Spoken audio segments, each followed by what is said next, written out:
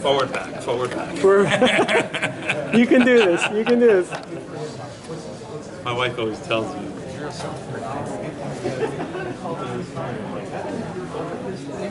All right, I'm not even going to introduce Jack. You have the bio in your book. I'm going to let him talk about Raytheon and his experiences because we're running just a few minutes late. So without further ado, Jack Harrington from Raytheon. Hey, thank you, Jim. So very quickly, I think all of you know this, but I saw this cartoon this week when I was there. I don't know if you can read it, but it basically is, you know, all the Stuxnets, APT, you know, botnets, firewalls, blah, blah, blah, and someone up here speaking, saying all those things, and then the one guy in the audience says, did you understand any of that? And the other guy says, just the blah, blah, blah.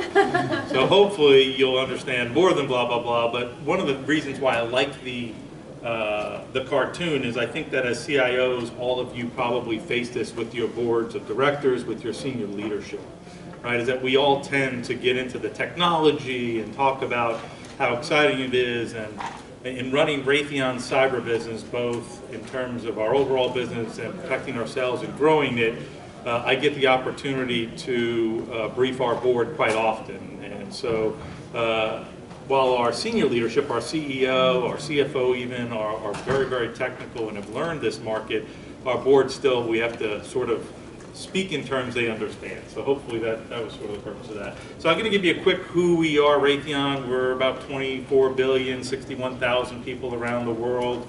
Definitely a technology and innovation company focused in the aerospace and defense business. So I'll talk a little bit about that in a minute. But about 30% of our revenue comes from international sales outside the United States, so a very global company. So if you think about the challenge our CIO and our CISO has, it goes not just over the sensitive data and the customers we have, but also our global footprint and the types of things that we do internationally around the world. 4 basic businesses. We build technology that goes on every platform, from the Navy, the Air Force, the Army. We are the world's largest missile company, so we build some of the most sophisticated missiles, and you may have seen and recalled that we actually, you know, our SM-3 missile was used at one point several years ago to shoot one of the satellites that was dead up in space out of, out and to take it down. And so that is related to cyber, by the way, if you read about those things and things that can happen. But so it's clear, you know, we're very much in, it touches everything we do, right? The weapon systems, the radars, the mission systems, the computers that we deliver. And we have about a fourth of our business, about 6 billion, each of these are about 6 billion in size, is in the intelligence and information and services. And that's where our cybersecurity business is. That's the business that I run. But we support all of the businesses across Raytheon and to the customer base, as you can imagine. So I have kind of the core capabilities. I sell direct to customers, and I also sell through the rest of the company. So our CISO often, when he briefs, he says, you know, why is everybody always picking on us? And I suspect by now, you all understand very well, you know, why maybe they're picking on you. But, you know, 10 years ago, we didn't necessarily weren't prepared to know, you know, why are they picking on Raytheon? Why are they coming after us, right? But it is clear. I mean, we have some of the most sensitive national security data and systems on our networks. We're delivering some of the most sophisticated technology to the men and women in uniform that help protect us every day, to our allies around the world, that clearly those, you know, who are not our allies also are interested in that. You can't hear me? Get a little closer? Okay. So, you know, clearly, I think today, when I'll talk a little bit about the expansion of the threat, and it was touched on by the other speakers and panelists today, that it's not just the cyber criminals, right? And so from a commercial standpoint, you know, you all certainly very much worried about the cyber criminals, and we worry about that too because of the personal data that we contain of our employees and our suppliers and customers and such. But clearly, you know, we've had a long fight with the advanced persistent threat, with nation states, with terrorist organizations, with hacktivists. And what we're seeing now clearly in the commercial world, where 85% of the assets that need to be protected are in your hands, right? I mean, that's the reality of it. And the geopolitical ramifications of that are severe. So when the United States and our allies decide to take a stance to sanction a particular country for a reason, geopolitical reason, something, nuclear weapons, whatever it is, in particular, what are the actions or counter-actions that they can take, right? I mean, clearly they can come after our economy, they can come after our infrastructure and react in that way. And who do they go after? They go after you, right? Because you have that information. You can impact our economy even more so than necessarily Raytheon, the defense company, can if they attack us, right? Here they can sort of impact certain things. So the reason I like this is because, you know, really understanding why is everybody picking on you, and it's not just the cyber criminals you have to worry about today. It's not just, you know, hacktivists who may not believe in that. It's not just terrorists, it's the nation states and the geopolitical ramifications that are happening around the world. So it is a true national security problem. It is a true economic problem for all of us and our allies. And so Raytheon, we have very much moved now beyond serving our core government customers, beyond serving our core international government customers, and we're very much into the critical infrastructure, very much into the commercial markets, because our mission is about making the world a safer place, right? And so as I mentioned before, with the explosion of the Internet of Things, with the infrastructure out there, the water was mentioned, energy, you know, finance, all the things that can happen, it's clearly part of our mission now is to help protect the critical infrastructures. So the security landscape I mentioned on the third bullet here, you know, that it's expanded beyond the criminals, which, by the way, are still there, right? I mean, you still have international criminal organizations growing at a rapid pace all around. The breaches are on a regular basis, and CEOs and CIOs are losing their jobs or having to resign. Boards are having severe ramifications. Clearly, the investor relations end of it, all of that, and that's something that very much we've worried about for a very long time. So what's the environment really then look like? I mean, you're getting pounded with volumes and volumes of data. You're getting pounded with threats from all over. And you have all these products that are kind of siloed, and how do you stitch it together? And I think it was mentioned by one of the speakers earlier, you know, I have all of this data, but how do I really see it, right? And that really translates into longer incident response times, lack of context, too many false positives, and then you don't have enough people, right, to deal with all of this. And by the way, the CEOs and the boards aren't exactly wanting to throw more and more money, but your budget pressures are going up, right? I mean, you have a need to spend more. They're all fighting, especially in the economic times that we've had over the last 5 years. It's been hard to get. So that's sort of the situation you've been living with, and you really got to deal with it, right? And then also, we get brought in oftentimes by very high-profile customers across all markets, commercial, international, government, etc. And it's amazing to me that when we get into closed doors, and we kind of ask, you know, so, you know, what happened? And oftentimes they're sort of, one of the first things they say is, hey, wow, you know, we never thought we would be a target like this. And we just didn't think. I mean, we knew about the, you know, there'd be virus and spam and things out there, the general stuff, but we never thought the advanced persistent threats, sophisticated types of targets or threats would be coming after us as a target. And so that's part of what we've been out in the community and trying to get folks to realize is that we have been at this a long time. We have seen it. And oh, by the way, I just shared with you, we had that same kind of thing. Why are they picking on us, right? And then when you really look at it, it's clear. It's once it happens to you, it becomes very clear. And some of our customers are coming to us and saying, we really feel we need that kind of defense-grade cybersecurity now and to really understand it. So it's been interesting. So what do you do? So, you know, our CISO, and this is one of his slides that I reuse often when I'm out speaking in the community. There is, and I think as all of you probably know well, there's no silver bullet, unfortunately, today, right? You can't just lock down a perimeter because we don't even know where the perimeter is, right? I mean, it keeps moving out and controlling, and when we go to cloud, we talked about software as a service. BYOD, all of those issues, it's a really, really hard problem. Acquisitions. I'm an entrepreneur. I sold my company to Raytheon 10 years ago. I'm still here, love it. The business I run today has 13 acquisitions in it. We know well what it's like. The day we announce an acquisition, the world of the threat unleashes on it. because they immediately say, we can't get into what you had. So we've gotten very proactive. I mean, before we announce, we take, one of the speakers was talking about really looking at how bad it is. We go in and we have a plan before we announce to put in place the stronger protections that are needed. And it's true, most small companies, I think about if I started a company tomorrow, this was not a problem I thought about when I started a company. And I'm a software guy, computer science in the aerospace and defense industry for years. I mean, sure, we put in firewalls and security and passwords and all those things, but didn't think about, an advanced persistent threat. And when you think about an aerospace and defense company, and you think about your company, and it was touched on a little bit by someone, the supply chain is a huge risk for all of us, right? I mean, we all go out, and it was mentioned that, we buy these services from Salesforce, we buy software as a service, but also, you think about our systems, we don't produce all of the components and solutions that go into our systems that are going into the hands of the men and women that are brave enough to support us every day, and it's so important that we get that right. So it takes years of investment.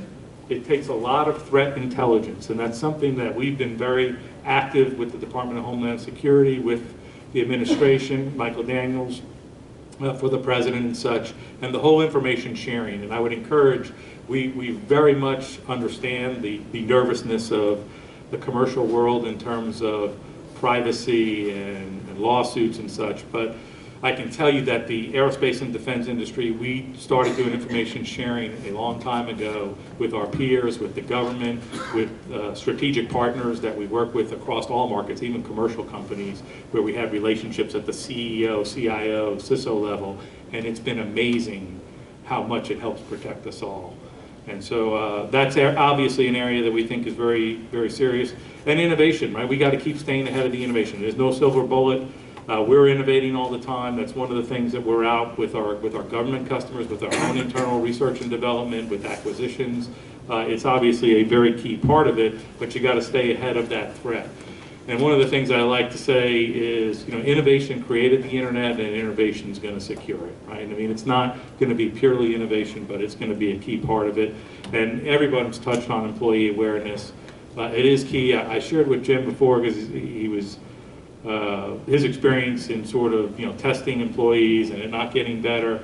I don't know why, but we've seen a little bit of it get better at Raytheon over the last several years. Our CISO said 5% of the people click on anything, anytime, anywhere, they don't care, and we've seen those numbers go considerably down.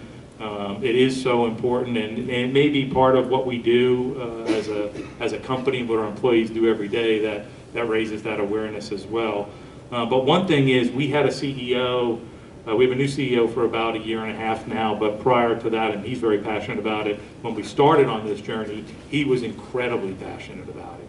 He said, first, number one, we got to protect ourselves. Number two, we got to protect the systems that we deliver to our customers. And third, we got to protect our customers and expand that. And that's, as I mentioned, as we move out across our mission. So it takes diligence, it takes hard work, it takes collaboration, and so that's kind of where it's at. And I would encourage all of you, and I'm going to show you some statistics here that you're probably aware of, that getting the awareness, not just at the employee level, but at the executive level, to your peers who run the businesses, who care about cost, trying to drive that down to your CEOs, and getting in the boardroom more often to stress the importance of it is key. Our approach to it, someone mentioned the FBI director previously. I like this quote from a former CIO from the FBI, that we've never been able to get rid of crime in the physical space, which makes us think we can get rid of it in the cyberspace, right? So that comes back to, it's not if, it's when, but how do you mitigate it? How do you deal with it? How do you reduce your risk? How do you manage it like risk, just like we do in every other part of our businesses and our companies? And it starts with the way we look at it from that enterprise visibility. We talked about the perimeter, but as you move out, and how do you see the endpoints? How do you know what's out there? How do you really know what's going on? And we use this analogy of the circa 50s manufacturing floor, where the plant manager was up there looking through the glass window, and every employee knew they were being watched, right? And that it kind of mattered. And so, we take the approach clearly in what we do and the types of information that we're protecting. We're the leader in insider threat technology. We have a product that's used all throughout the government and moving out into critical infrastructure, finance, healthcare, et cetera, that, you know, when they can't get in, they're going to send the bad guys in to come attack us from the inside. Or when they steal credentials, somebody mentioned that earlier, you know, they're going to start operating inside with our good employee credentials, but that's still the outsider becomes the insider. And so having that ability to detect and see that is key, and that's been a key part of our protection. Metrics. We very much, you know, mentioned all of the data, all of the measurements that you have, that you got to have some key metrics, whatever they are for you, decide what they are based on your infrastructure, but try to reduce it to the fewest number of metrics to communicate to your executive leadership and your board especially. Not saying you or your CISO should only have 1 or 2 metrics, but the only metric we report to our board is something we call dwell time.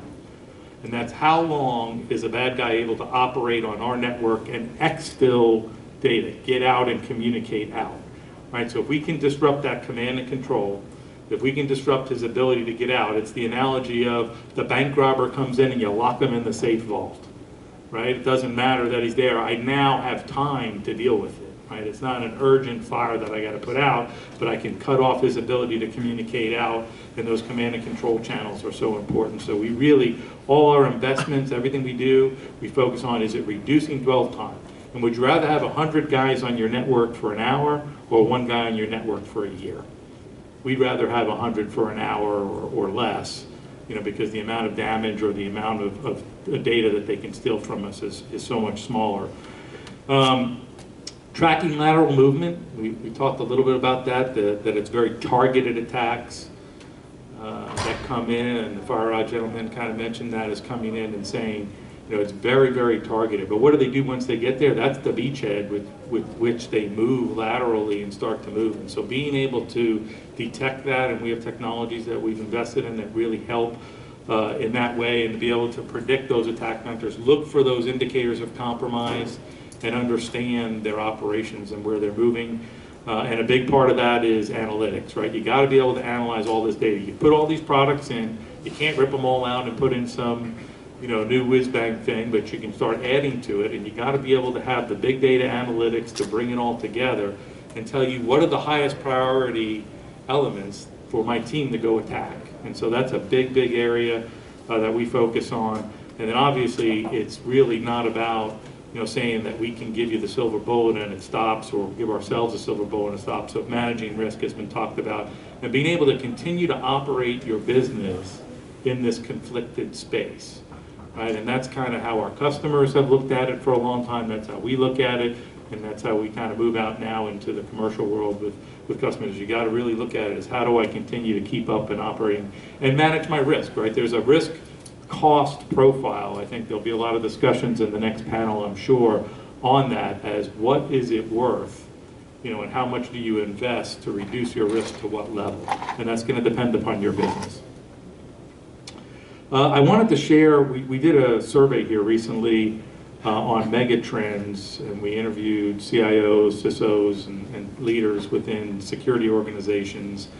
And I wouldn't say we're surprised, but we're really out trying to highlight this data, because I think it's very important. And starting in the upper left, I'll just hit a few. Only 34% of the CIOs that we interviewed globally, this was across all areas of the world, said that cybersecurity is a strategic priority for the senior leadership at the company. Right? So they just, the awareness we talked about before, and so 57% said no, you know, 9% were unsure, but this is really an area where we've been out trying to raise that awareness and understand. We talked about the explosion of the Internet of Things, the perimeter moving, you know, out, and this sort of softness or fuzziness of where it is. 31% of the CIOs felt they were prepared to handle this, right? And BYOD and all the things that means. So it's going fast, right? The devices, the wearable devices that our employees are bringing into the offices, all of these aspects are very scary. Even the simple wristbands, you know, for someone who at times, you know, works in government facilities where there's sensitive data and you can't have comms devices or bring mobile phones. Well, we have to remind people that the the tracking of their footsteps is, Bluetooth enabled, and you got to take it off and not bring it into those environments also. And so it starts to continue to expand. I go into facilities and you see the smart TVs going up all over the place, right? And they've got USB ports and Ethernet cables connected to your networks, and someone comes up, does a drive-by, plugs it in. I remember I was living overseas for a number of years, moved back 2 years ago. First thing I did, went out and bought a new Samsung Smart TV, turned it on. Would you like to connect to the internet? Yes, please. And so, but it's scary what it means to all our lives. So the fact that we're really not ready for it as CIOs and people out there sort of doing this is something we got to do. And then the talent gap. 66% of the CIOs surveyed said they needed more and more knowledgeable cybersecurity professionals. And what does that mean, right? I mean, this brings me back personally to the mid-90s when the internet boom was going on and it was so hard to find software engineers, and many of you probably lived that as well. And the difficulty here is it's not just Silicon Valley hiring the heck out of these people. The startups are popping up all over the place. It's not just the aerospace defense companies like us hiring these folks. It's now, you folks need some internal technology leadership and folks as well. So we're all competing for this talent. And one of the things that we've done in the last 2 years is we've been sponsoring the National Collegiate Cyber Defense Championship.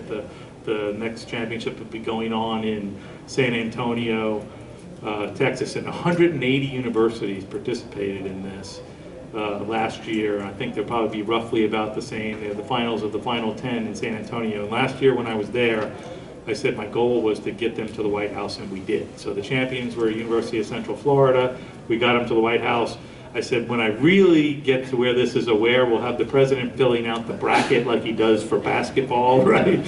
For the Cyber Collegiate Championships, and talking about all the geeks and stuff from each of the schools. So it's really important that we encourage the young people today, and not just STEM. Raytheon's been involved in STEM for many years, but I encourage us all to get very active, get your companies active in promoting it at the universities. Many, many universities are coming out with cyber programs. My alma mater, George Mason, just launched a cyber engineering program, the first of its kind in the country, not just focused on IT, but focused on engineering disciplines and how do you build security into systems, right? So that's very important from a SCADA, ICS, cars, all the things that we do.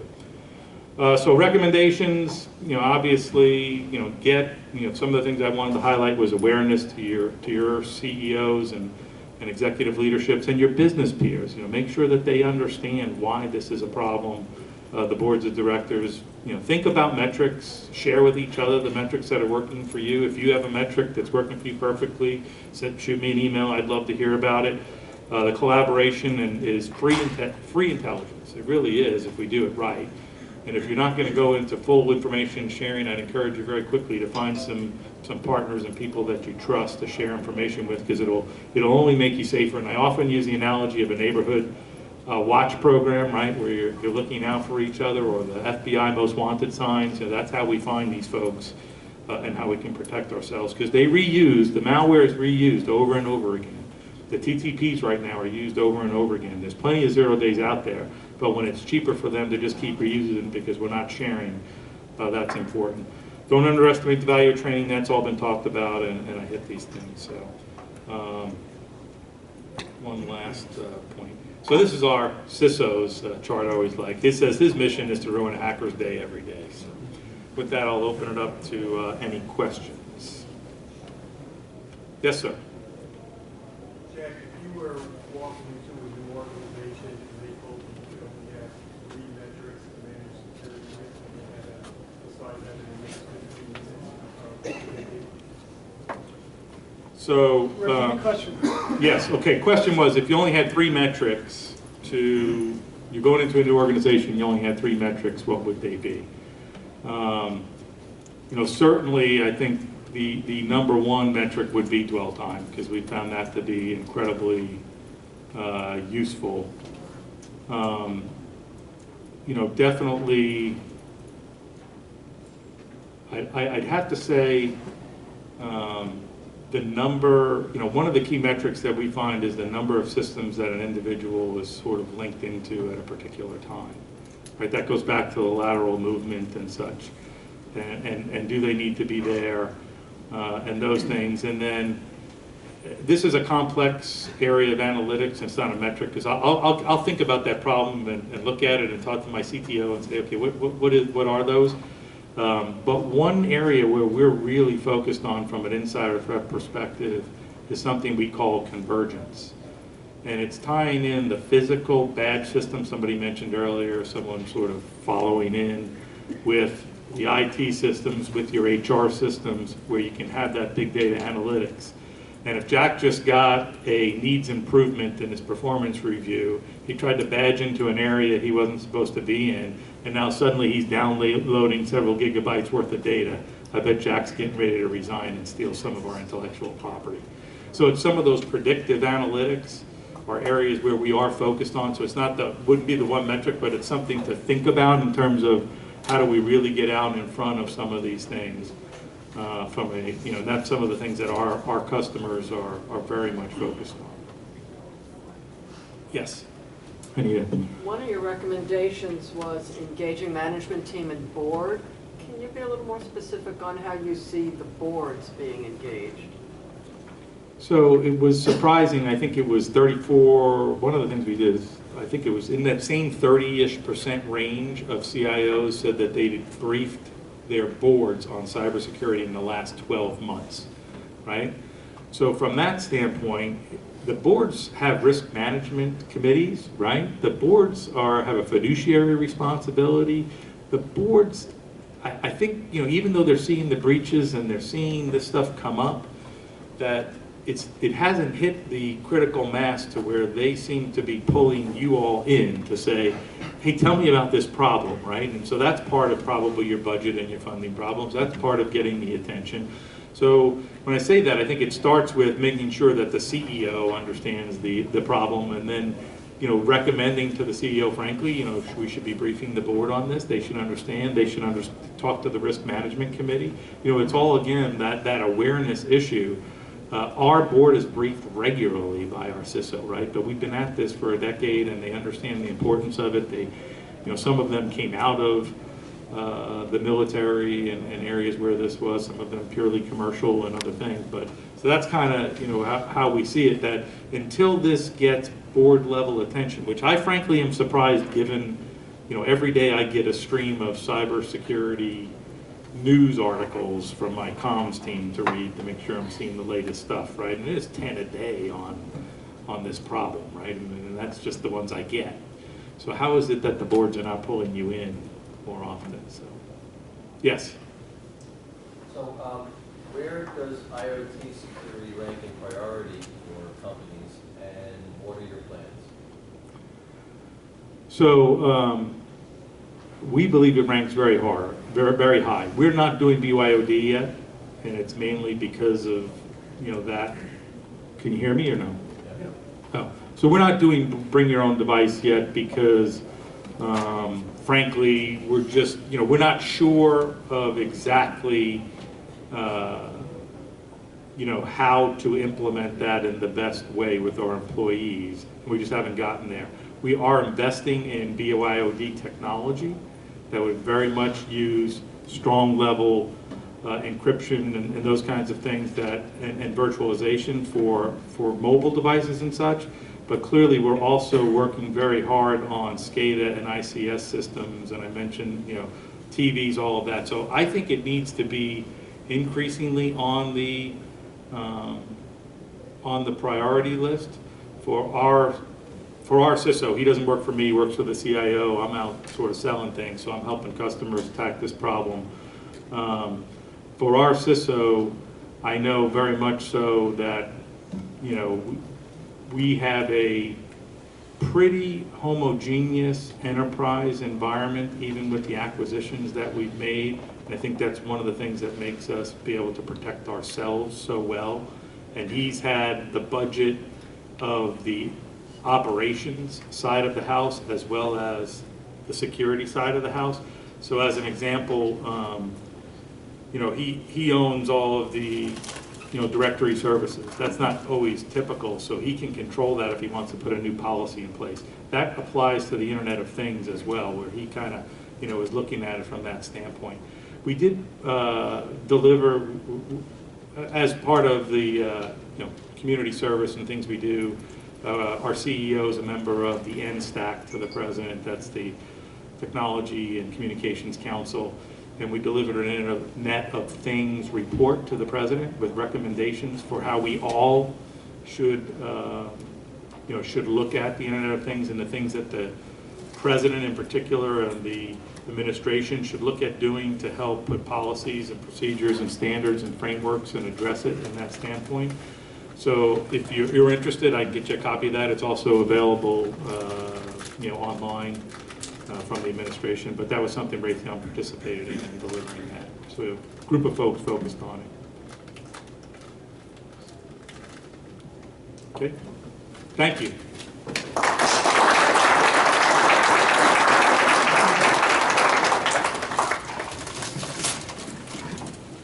Thanks, Jack.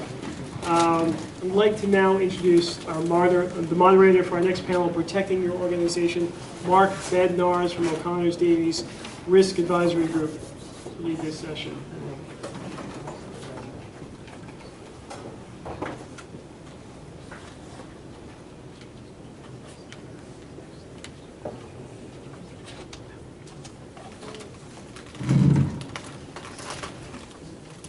As a matter of fact, we can have the panelists to please come up as well.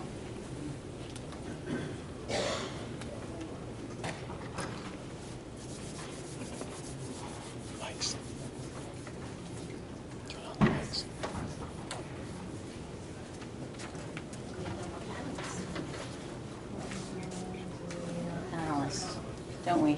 Yes. Yes.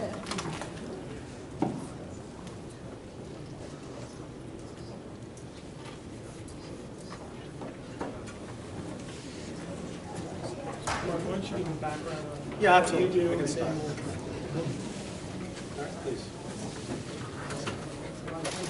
So just a little bit about myself. I'm a partner in the accounting firm O'Connor Davies here in Paramus, New Jersey. We're the 30th largest accounting firm. What I do for the firm is risk advisory. So I help implement risk management programs now, more dynamic risk assessments, IT audits, IT governance. We do penetration testing and vulnerability assessments. And our biggest thing right now is SOC reporting, the SSAE 16s, SOC 1, SOC 2s.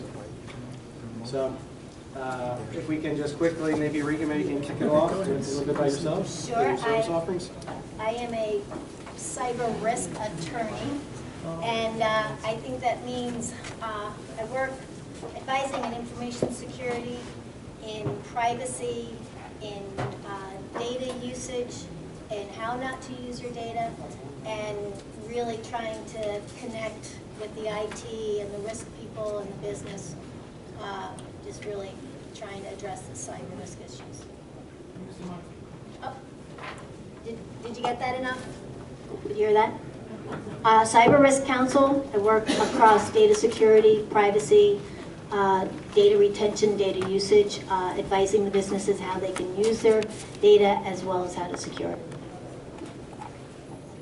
My name is Dan McGrath. I'm the Managing Director of Maloy Risk Services. We're an insurance brokerage based in Princeton, 5th generation. We've been focusing in technology, life science, hedge fund, and venture capital for, well, hedge fund for the last 10 years, the others for about 17. We do a tremendous amount of cyber insurance placement and consulting on the insurance side. We're in the process of starting our own MGA with a Lloyd's syndicate and developing our own product in addition to selling the products of the insurance companies. John Verry, I'm with Pivot Point Security, easy for me to say. We're a pure play information assurance provider. Our role in the world is to simplify the process of knowing you're secure and knowing you're compliant. Increasingly these days, it's important to be demonstrably so. So that's where a lot of our effort is, around things much like Mark was talking about, pen testing and things of that nature. Also, a lot of work in the ISO 27001 domain, the FedRAMP domain, SOC 2 domain, high trust domain, standards for people to demonstrate that level of security compliance. Thank you. Well, our topic today is protecting your organization. And one of the best ways you can do that is to start with a risk assessment and have a risk management program. Because in order to protect it, you got to know what those risks are. And today, companies are struggling with this process. A lot of times in the past, a lot of organizations have utilized internal audit to do their risk assessment in order to identify those risks. But that's not good enough. Either it's regulations or changes in technology. Obviously, again, regulations is huge. And you may have to require to do a management risk assessment just for that purpose. Today, if you're a service provider, you have a SOC 2 report, there's a component in there that requires a risk assessment as well. So what I'd like to ask the panel is, in your clients that you work with, who is doing the risk assessments? Are they even doing one? And how frequently are they updated? So John, maybe you can just kick this off for us? Speak into the mic loudly. Thank you. I hate microphones. Okay, sorry about that, guys. I always feel like a lounge singer. Who's doing risk assessments? Usually they're not. It depends on the organization, of course. The higher the level of vendor risk management that's being applied to the particular client, the higher likelihood they are actually conducting risk assessments. So if they are, they're usually doing it through a third party. They're usually doing it annually. Ideally, you would do it not only annually or some time trigger, but with risk assessments, also important to do it based on risk triggers, right? Changing business context, changes to business relationships, changes in the products that you're offering, and things of that nature. A quick question. By a show of hands, who here is with represents a company 50 or fewer employees? Real high. Okay, 50 to 250? And greater than 250? Okay, good. Then Dan, can we ask a couple more questions? Yeah. Who is from a publicly held company? Okay. And who's from a regulated company? Thanks, that's great. I was just saying that's helpful to know, because when we talk about who's handling and who's doing the risk assessments, it's all based on the size of the company, right? If we got a group of 50 and less, then no one is, and if they are doing it, they're obviously doing it for an outsourced provider. And the other reason some of that information is helpful is when we spoke preparing for this, it was also about who's asking for these risk assessments. And so some of the changes we are seeing, a little bit contrary to the prior speaker's information, is the board. If you are an SEC publicly registered company, there's a lot more attention being given to what we call the cybersecurity disclosure guidance. They only call it guidance, but it's really requirements. And that's really asking, have you done an assessment on your cyber risk? Are they material risks? What kind of resources do you have to mitigate those? And they ask if you have cybersecurity insurance. That's really started to move the disclosure, the information sharing, the board's sense of fiduciary responsibility about understanding really what are they doing to manage their information. So I have seen both more development coming out of the board, out of counsel, and out of compliance, and out of the enterprise risk committees. Thank you. So just a little bit, some of my clients are actually doing risk assessments almost real time. It's dynamic.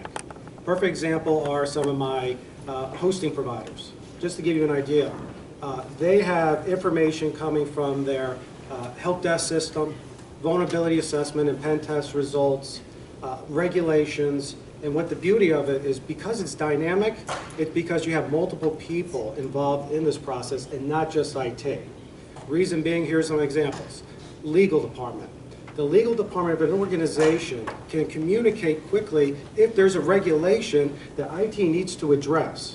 So that's one example. The board is another. They're driving strategies. And we all know now that a lot more organizations are having their CIOs having a seat at the table and understanding some of these strategies. And I heard in the first panel talking about as even simply as laptops, students using laptops, or going to an outsourced provider for web training and web classes.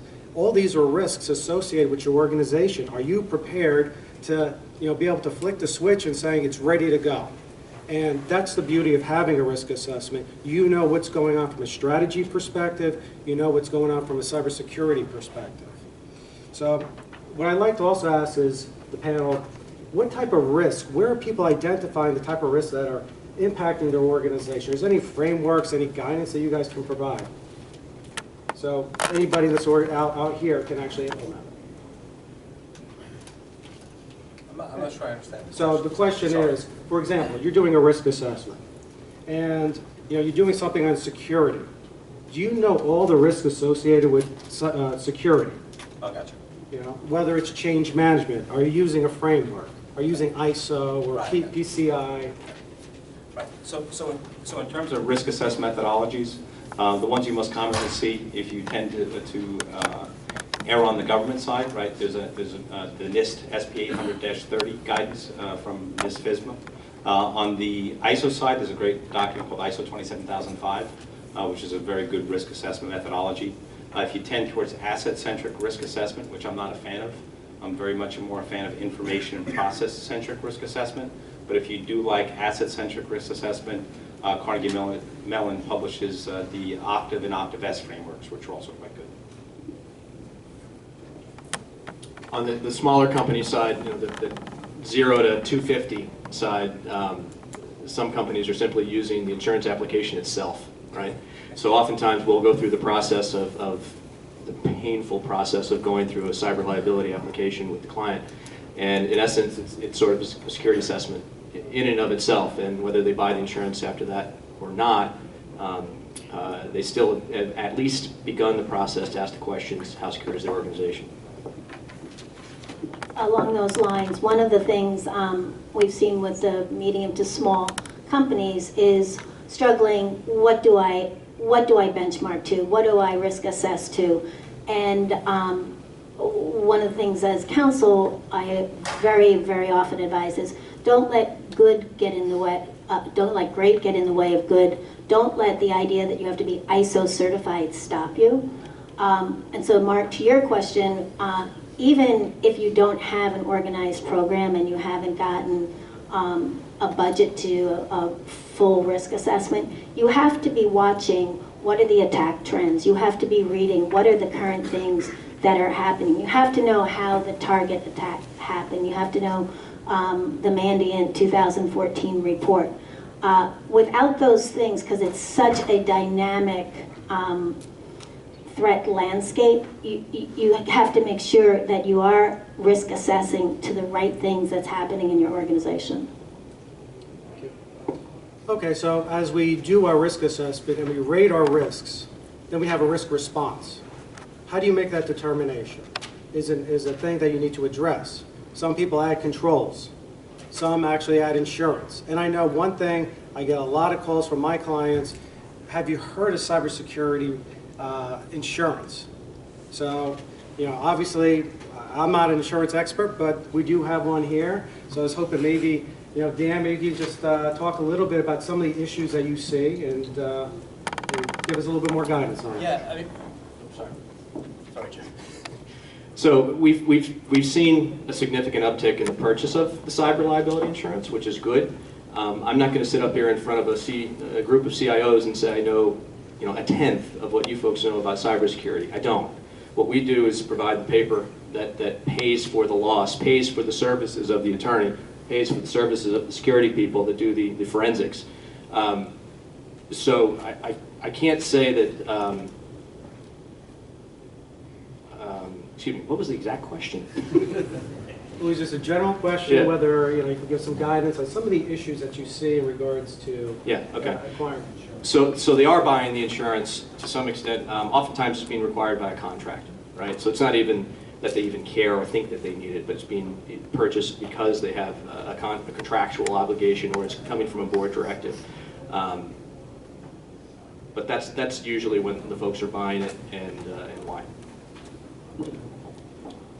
So I've been working with clients that have been looking at cybersecurity insurance, I'd say since probably almost the last 10 years.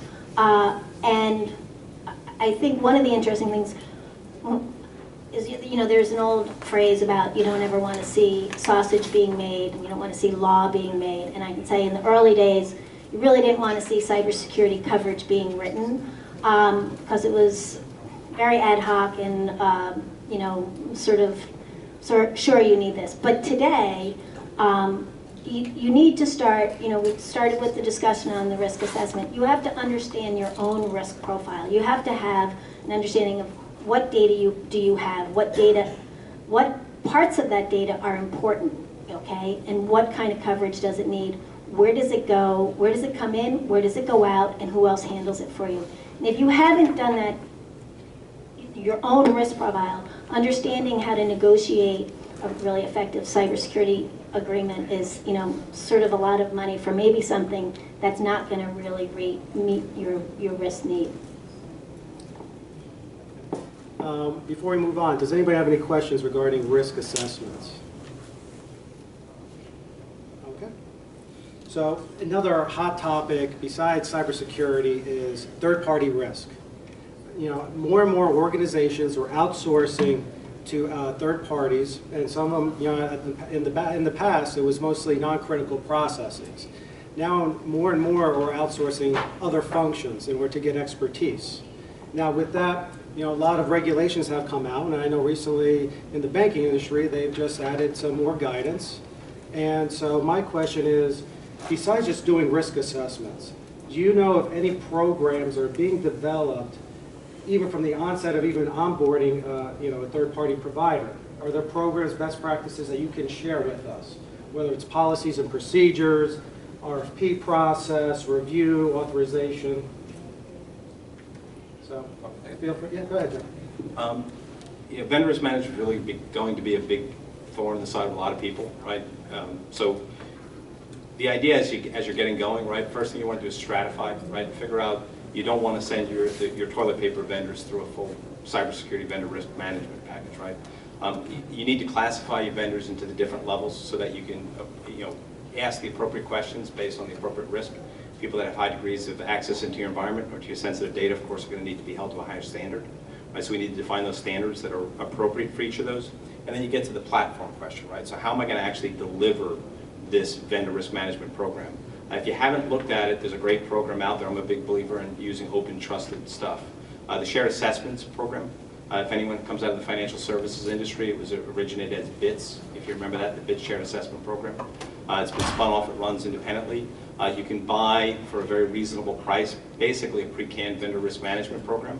It's based around good, trusted standards like ISO 27002. You know, they have these questionnaire spreadsheets, mechanism for you to receive those spreadsheets back, score them, determine whether or not you're going to be able to accept those risks with that particular vendor. You'll still need to build more around that, right? You're still going to have to build the acceptance programs and, most importantly, your exception programs. But if you can look at that, it's a great platform.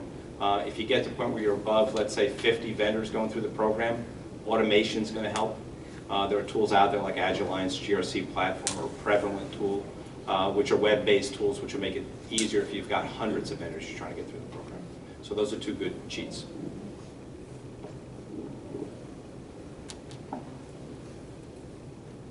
Anybody else? To add to that, backing up, you do need to be able to classify your vendors, you need to classify your data and know what kind of data they have or how critical the function is. If you're a medium, small organization and you have a decentralized environment and maybe sort of a risk-free culture, it can be a very hard thing to try to overlay an entire program on. I am a fan of the shared assessments, but sometimes just taking a piece to move forward. So with that said, identifying your highest risk vendors. So those with the crown jewels, those that have protected regulatory data, meaning PII or healthcare data, and then the most critical outsourced type of activity, and seeing with those first that you can do an assessment. The other thing with those is then making sure that you have addressed these issues in the contracts. In a risk-free culture, contracts are all over the place. And sometimes if you're not one of the really big players, you think, oh, I can't really ask for that. I can't ask for a 48-hour data breach response, or I can't ask them to comply with my privacy requirements, or a series of things you could ask for. But it's really important at this point to protect your organization, protect it financially, that you have put in your contracts this risk transfer, these cybersecurity protections as well with your third party, and you also want to make sure you're including the fourth party, their subcontractors. Actually, Regan, I got a question for you. I'm not an attorney, so right to audit. How often do they accept it or decline it? That's another thing. More and more, what you're finding is far more acceptance, because now it's kind of a top-down thing, is that more of the large firms, particularly the ones who have been directly regulated, have this clear vendor oversight requirement. And so you're seeing that as an acceptable requirement. The small, unfortunately, if you don't carry a lot of weight and you're not writing a big check, it is a very hard thing. And that's where you need, whether it's your who's ever doing your contracts procurement with counsel, or that, you can still try to work at some wording that still provides you that opportunity to audit. At some point, if you haven't gotten that, and it is a high-risk vendor, and something further happens, you haven't transferred that risk, and you've incurred more liability. Yeah, because I was just at a conference this week, and a similar situation came across. It was a very large U.S. bank. And they said, well, we go into all our big, high-risk clients. And they said, well, you're the first or second largest bank in the U.S., so you'll have no problem. They're going to want your business. But I'm under $5 billion in assets. I'm a smaller bank. They're saying, no way, because I'm getting a SOC report from them. Is that sufficient? So, they're having issues as smaller organizations getting in. On the contractual risk transfer that Regan mentioned, oftentimes we'll see our clients will write contracts with their vendors that push all kinds of indemnifications, protections, right? Except the balance sheet of the vendor can't support the indemnification. So that's where the insurance piece, we recommend that they require the insurance of the vendor, because you can indemnify all you want, if you don't have any money to pay for it, it doesn't matter. To add on to that, there will be high-risk vendors, and they'll have their SOC 1, 2, 3, they'll have a third party, they'll have everything that you want. And at some point, as this third-party risk becomes the standard requirement, I think there'll be a growing reliance on the fact that if you have, a fresh, this year's certification for these things, it will give you some reliance. And again, the audit will be a more random thing. However, there's really the basic risk assessment that has to be applied when you have smaller vendors who aren't going to have the ability to respond to full-fledged questionnaire, or really don't even have the resources to maybe provide all the security controls that you're requiring.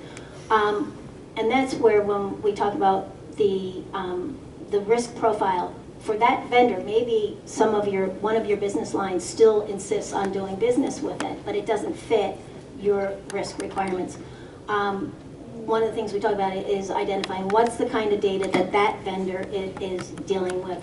How many records does that vendor have? Where are they housed? How are they housing them? And what's the annual spend? The idea of taking that snapshot is identifying if the business wants to take on that risk. You've really identified for that particular vendor who may not fit in our acceptable vendor criteria, will make an exception. That line of business will take on that risk. It will be very tightly worded in the contract what type of risk that they're agreeing to, and how large any kind of liabilities can be. So it almost sounds like you have to do a risk assessment before onboarding a third party. So I think that's one issue that, for example, I was working with a New York college, and we were actually doing something totally different. We're doing an operational risk assessment. And when I started mapping all the different cloud service providers that they had, a lot of SaaS products, and managing hosting providers, the audit committee, once they got the report, they just focused on that. They said, my God, we are a college, we have personal information. How do I know they have the right security controls in place at this organization, at those organizations? Did we do any vetting out process? One audit person told me, I don't even remember approving some of these. So sometimes you have to go down to the basic level and implementing controls across the organization that are more business driven. Going through an RFP process, having legal counsel reviewing the contracts and seeing, are they even using subservice providers? And do they have the right controls, the same controls that you're using?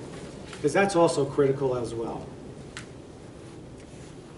Does anybody have any questions on third-party risks? Good job. All right, and I guess the last question I have is, I want to flip the tables around. I know, John, you sort of mentioned it before, by outside parties doing risk assessments or audits. Can anybody give me some insight as to how IT should be addressing some of these audits and risk assessments that are coming across the board? Because I know when I come in, I'm already looking like the bad guy. What are we asking? What do you need to see this for? Are we even prepared? Because I know sometimes I feel like you're going in and they feel like you're going to go find something. And I thought that was the whole reason of doing a risk assessment internally, to go find your flaws. But can you provide some guidance as to what IT people here should be doing in order to get ready for an audit, whether it's regulatory, external auditors? Right. So the key is really understanding what the ask is, right? So whether it's vendor risk management, whether it's regulatory compliance, whatever the driver is, right? We need to understand the ask. What is somebody asking for? Are they asking you to be, comply with a particular framework, whether it's CISSP guidance or ISO guidance? Are they asking you for a SOC 1 or a SOC 2 attestation? Are they asking you for a 27001 attestation, a 22301 attestation? Because it's really important you understand what the ask is up front. And not only understand the current ask, but it's important that you go down and you talk to your marketing people, and you talk to your contracts people, and you understand what the future ask is, what's going on in our industry. Because implementing a strong information security management system that's going to hold up across different forms of audit or different forms of attestation takes a lot of time and a lot of energy and a lot of money, right? So we want to make sure that we know what the target is before we start. Once you get that in place, figure out what is the framework you're going to build against. Life's simpler when you use a preformed recipe. If you were going to make chicken saguala, you wouldn't just go into the kitchen, right, and start pulling stuff out of the shelves. You'd probably go to the internet, look for a recipe. To me, I look at things like NIST guidance and ISO guidance as being just a recipe, right? It's already been figured out, right? Why do I need to reinvent the wheel? So figure out what framework you're going to work with. Begin that process. We know what the target is, and then just put a roadmap together and recognize that it's going to take a while. You're not going to go from 0 to 60 in 90 days in building an information security management system that's repeatable, effectively manages risk, is going to hold up against all these frameworks, right? So that would be the guidance I'd have.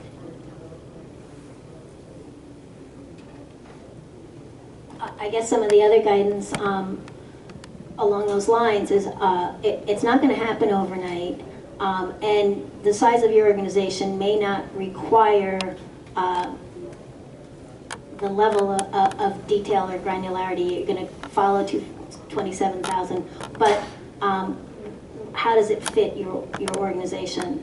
The other thing is, we have administrative, technical, and organizational controls, but what physical, are there ways, if you don't have the budget right now, and what is your business growing towards? Are there policies now, and are there certain procedures that could be effective in the interim that make it defensible for the kinds of things that you're dealing, so that you're using some other kind of control at least?